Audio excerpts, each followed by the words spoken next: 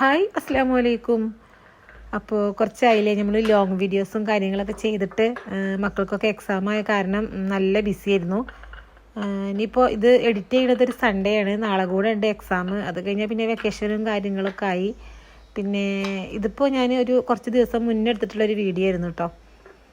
അന്ന് രാവിലെ ബ്രേക്ക്ഫാസ്റ്റിന് ഇഡ്ഡലിയും സാമ്പാറായിരുന്നു.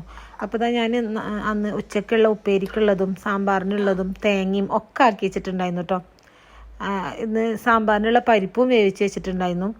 പിന്നെ നമ്മൾ തലേ ദിവസം എപ്പോഴും ഇതുപോലത്തെ കാര്യങ്ങൾ ചെയ്താൽ പിറ്റേ ദിവസത്തെ കുക്കിംഗ് നല്ല ഈസി ആവും കേട്ടോ. അങ്ങനെ ചെയ്യാത്തവരുണ്ടെങ്കിൽ എന്തായാലും ഒന്ന് ചെയ്ത് നോക്കി. നല്ലൊരു ടൈം മാനേജ്മെൻറ്റിങ് ടിപ്പാണ് കേട്ടോ. അത് നമുക്ക് കുറച്ച് കാര്യങ്ങളൊക്കെ തലേന്ന് ചെയ്ത് വെക്കുക എന്നുള്ളത് ഒറ്റക്കാണെങ്കിൽ പ്രത്യേകിച്ച് അങ്ങനെ ചെയ്ത് വെക്കുന്നത് നല്ലതാണ്.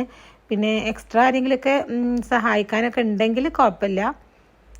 അപ്പോൾ ഞാൻ പരിപ്പ് വേവിച്ചേക്ക് കഷ്ണങ്ങളൊക്കെ ഇട്ടിട്ട് കുറച്ച് മഞ്ഞൾപ്പൊടി ഉപ്പും കൂടി ഇട്ടിട്ട് കഷ്ണം ഒന്ന് വേവിക്കാൻ വേണ്ടിയിട്ട് വെച്ചെടുത്തേക്കണ്. ഇനിയിപ്പോൾ അതിലേക്കുള്ള തേങ്ങ ഒന്ന് വറുത്തെടുക്കുകയാണ്. ഞാനിപ്പോൾ ഇവിടെ കുറച്ച് തേങ്ങ എടുത്തിട്ടുള്ളൂ കേട്ടോ. അരക്കപ്പ് തേങ്ങ എടുത്തിട്ടുള്ളൂ. അതിലേക്കൊരു 1/4 ടീസ്പൂൺ ചെറിയ ജീരകവും 1/4 ടീസ്പൂൺ ഉലുവ, 1/4 ടീസ്പൂൺ കടുക്, പിന്നെ ഒരു ചെറിയൊരു കഷ്ണം ഉള്ളി, വെളുത്തുള്ളി എല്ലാതും കൂടി നല്ല ബ്രൗൺ കളറാവുന്നത് വരെ വറുത്തെടുക്കണം കേട്ടോ. അപ്പോൾ അത് ചെറിയൊരു ഫ്ലെയിമിൽ അവിടെ വെച്ചിക്കണേ. അതിൻ്റെ ഇടയിൽ ചട്നിക്കുള്ളതും കൂടി ഒന്ന് അരച്ചെടുത്തിക്കണേ. അപ്പോൾ ഇത് നല്ല ബ്രൗൺ കളറായിട്ടുണ്ട്. അപ്പോൾ ഞാൻ ഗ്യാസ്മേന്ന് ഇറക്കി വെച്ചിക്കണേ. ഇനിയിപ്പോൾ സാമ്പാർ റെഡി ആകുമ്പോഴത്തേന് ഇഡ്ഡലിയും കൂടി ഒന്ന് റെഡിയാക്കി എടുക്കുന്നുണ്ട്.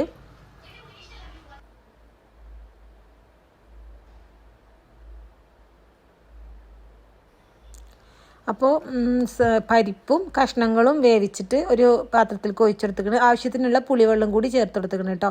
പിന്നെ ഇത് 2 ടേബിൾ സ്പൂൺ മല്ലിപ്പൊടിയും 2 ടേബിൾ സ്പൂൺ മുളക് പൊടിയും 2 ടേബിൾ സ്പൂൺ സാമ്പാർ പൊടിയും കൂടി ജസ്റ്റ് ഒന്ന് ചൂടാക്കി എടുത്തതാണ് കേട്ടോ. അങ്ങനെ ജസ്റ്റ് ഒന്ന് കരിയാതെ ചൂടാക്കിയിട്ട് സാമ്പാറിലേക്ക് ഒഴിച്ചെടുത്താൽ നല്ല ടേസ്റ്റാണ്. പിന്നെ നമ്മൾ അരച്ച് വെച്ചിട്ടുള്ള തേങ്ങയും കൂടി ഒന്ന് ഒഴിച്ചെടുത്തിക്കണേ.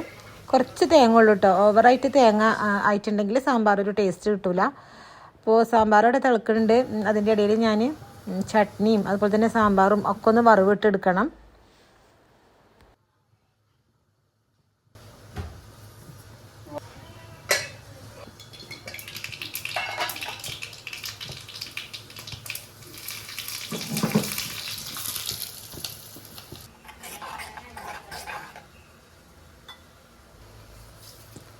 പിന്നെ ഇനിയിപ്പോൾ സാമ്പാർ വറവിട്ടെടുക്കാൻ കടുക് പൊട്ടിക്കാൻ വേണ്ടിയിട്ട് വെച്ചെടുത്തിക്കണ്. അത് പൊട്ടി വരുന്ന ടൈമിൽ ഒരു 1/4 ടീസ്പൂൺ ഉലുവ, 1/4 ടീസ്പൂൺ ഉഴുന്ന്, 1/4 ടീസ്പൂൺ ചെറിയ ജീരകം ഇതും കൂടി നമ്മൾ വറവ് ഇടണേക്ക് ഇട്ട് കൊടുക്കും കേട്ടോ. ഇങ്ങനെ ഇട്ടുകൊടുത്തിട്ടില്ലെങ്കിൽ എന്തായാലും ഒന്ന് ഇട്ടുകൊടുത്ത് നോക്കി. നമ്മളെ സാമ്പാറിന് നല്ലൊരു ടേസ്റ്റ് ആയിരിക്കും കേട്ടോ. ഉഴുന്നും ജീരകവും ഉലുവയൊക്കെ ചെല്ലുമ്പോൾ പിന്നെ ഉണക്കമുളകും കരിവേപ്പിൻ്റെ ഇലയും കുറച്ച് കായപ്പൊടിയും കൂടി ചേർത്ത് കൊടുത്തിക്കണേ. ലാസ്റ്റായിട്ട് ഒരു ചെറിയൊരു കഷ്ണം ശർക്കരയും കൂടി ചേർത്ത് കൊടുക്കുക. ഞാൻ എൻ്റെ അടുത്ത് പൊടിയായിരുന്നു, അപ്പോൾ അതാണ് പൊടി ചേർത്ത് കൊടുത്തത്. ചെറിയൊരു കഷ്ണം ചേർത്ത് കൊടുത്താൽ മതി കേട്ടോ. ഓവറായിട്ടുണ്ടെങ്കിൽ സാമ്പാർ മധുരമാവും. അപ്പോൾ അടിപൊളി സാമ്പാറാണ്. എല്ലാവരും ഒന്ന് ട്രൈ ചെയ്ത് നോക്കി.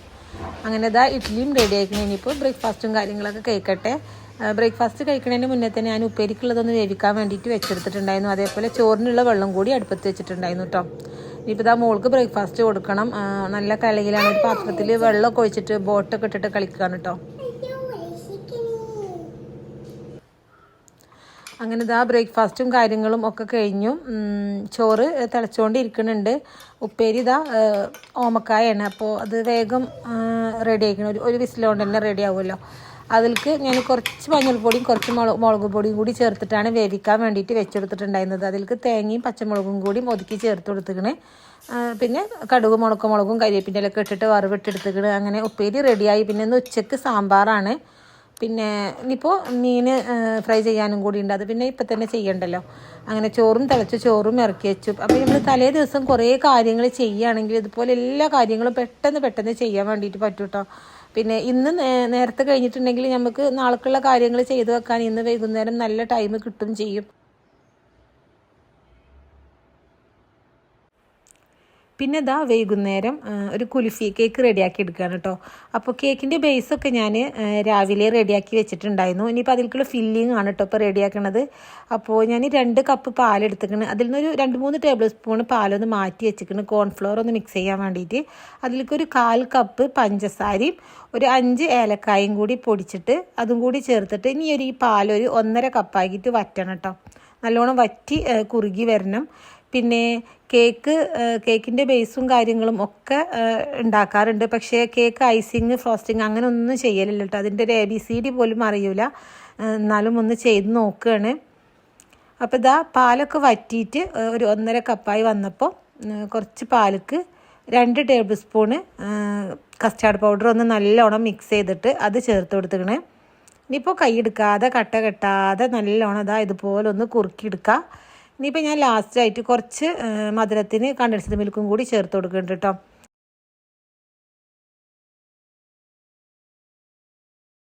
അങ്ങനെ ഞാൻ ഫ്ലെയിം ഓഫ് ചെയ്തിക്കണ്. ഇനിയിപ്പോൾ അതൊന്ന് ചൂടാറിയിട്ട് വരണം. ചൂടാറി വരുന്നതിൻ്റെ മുന്നേ തന്നെ അതിൽ നിന്നൊരു 3 ടേബിൾ സ്പൂൺ നമുക്ക് വേറൊരു ബൗളിലേക്ക് മാറ്റി വെക്കുക. അത് കേക്കിൻ്റെ മുകളിൽ കൂടെ ഒഴിച്ചു കൊടുക്കാനുള്ള ഗണാഷ് ഉണ്ടാക്കാനാണ് കേട്ടോ.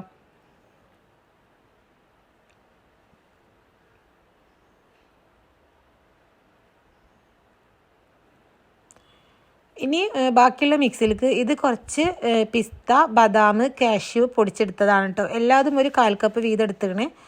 അത് ഇതിലേക്ക് ഇട്ട് കൊടുക്കുക. കുറച്ച് മാറ്റി വെക്കാം കേട്ടോ കേക്കൊന്ന് ഡെക്കറേറ്റ് ചെയ്യാൻ വേണ്ടിയിട്ട്. ഇപ്പോൾ ഒരു ചൂടോട് കൂടി തന്നെ അത് നല്ലോണം ഒന്ന് മിക്സ് ചെയ്തെടുക്കുക. അപ്പോൾ നമ്മളെ കുൽഫി മിക്സ് റെഡി ആയിട്ടോ. നല്ല ടേസ്റ്റുള്ളൊരു ക്രീമാണ് കേട്ടോ ഇത്. വെറുതെ കഴിക്കാൻ തന്നെ നല്ല ടേസ്റ്റാണ്. ഈ ഒരു കേക്കിൻ്റെ ടേസ്റ്റ് എല്ലാവരും ഇങ്ങനെ പറഞ്ഞു കേട്ടിട്ടാണ് കേട്ടോ ഇതൊന്ന് ഉണ്ടാക്കാമെന്ന് വിചാരിച്ചത്. പിന്നെ ഒരു കപ്പ് വിപ്പിംഗ് ക്രീം നല്ലോണം സ്റ്റിഫായിട്ടൊന്ന് ബീറ്റ് ചെയ്തെടുത്തും ചെയ്തിക്കണേ. ആ ഒരു വിപ്പിംഗ് ക്രീമിലേക്ക് ഇതിൽ നിന്നൊരു 3 ടീസ്പൂണ് കുൽഫി മിക്സ് ചേർത്തിട്ട് നല്ലോണം ഒന്ന് മിക്സ് ചെയ്തെടുക്കുന്നുണ്ട്. ഓവർ ആവരുത്, അപ്പോൾ നമ്മളെ ക്രീം ലൂസായി പോവും.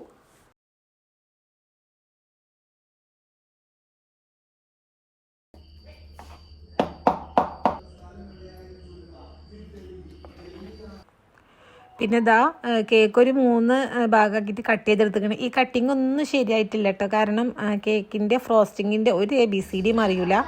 പിന്നെ ഇത് ഒരു വാനില സ്പോഞ്ച് കേക്കാണ്. പിന്നെ നമ്മൾ ഷുഗർ സിറപ്പ് ഉണ്ടാക്കിയിട്ട് അതിലേക്ക് കുറച്ച് കുൽഫി മിക്സ് ആഡ് ചെയ്തിട്ട് ഈ ഒരു കേക്ക് ഒന്ന് വെറ്റ് ചെയ്ത് കൊടുക്കാം. പിന്നെ ഒരു ലെയറിൽ ക്രീം വെച്ച് കൊടുക്കുക. കുറച്ച് നമുക്ക് അത്യാവശ്യം ക്രീം വെച്ച് കൊടുക്കണം കേട്ടോ, എന്നാലാണ് ടേസ്റ്റ് ഉണ്ടാവുക. പിന്നെ കേക്ക് ഇതുപോലെ ഡെക്കറേറ്റ് ഒന്നും ചെയ്യാൻ അറിയില്ലെങ്കിൽ ഒരു പുഡിങ് പോലെ സെറ്റ് ചെയ്താലും മതി കേട്ടോ. ഒരു പുഡിങ് ട്രേയിൽ എന്നാലും നല്ല ടേസ്റ്റായിട്ട് തന്നെ നമുക്ക് ആ കേക്ക് കേൾക്കുക. അപ്പോൾ ഞാൻ അതിൻ്റെ ഉള്ളിലായിട്ട് നമ്മൾ ആ കുൽഫി ഫില്ലിംഗ് ഉണ്ടല്ലോ അതും അത്യാവശ്യം വെച്ച് കൊടുത്തിക്കണേ. ഇനി എല്ലാ ലെയറും ഇതുപോലെ ഒന്ന് ചെയ്യാം.